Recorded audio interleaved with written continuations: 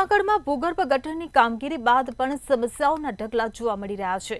ત્યારે જ્યાં જુઓ ત્યાં ભૂગર્ભ ગટરની કામગીરી પછી રસ્તા બનાવવામાં નહીં આવતા લોકો હેરાન પરેશાન થઈ રહ્યા છે। મીરાનગર વિસ્તારમાં છેલ્લા 2 મહિનાથી લોકો બિસ્માર્ક રસ્તાથી મુશ્કેલીનો સામનો કરી રહ્યા છે।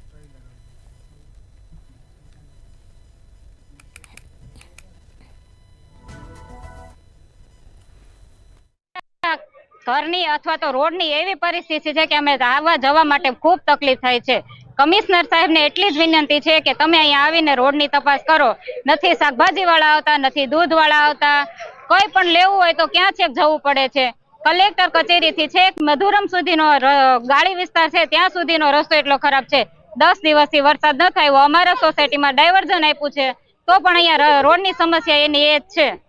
આ વિસ્તારના રસ્તાઓની જે પોઝિશન છે એ અહીં જે લોકો ચાલે છે એને ખ્યાલ છે અને આમ તો નામદાર સાહેબને પણ ખ્યાલ હશે કે આ સ્થિતિ કેવી છે।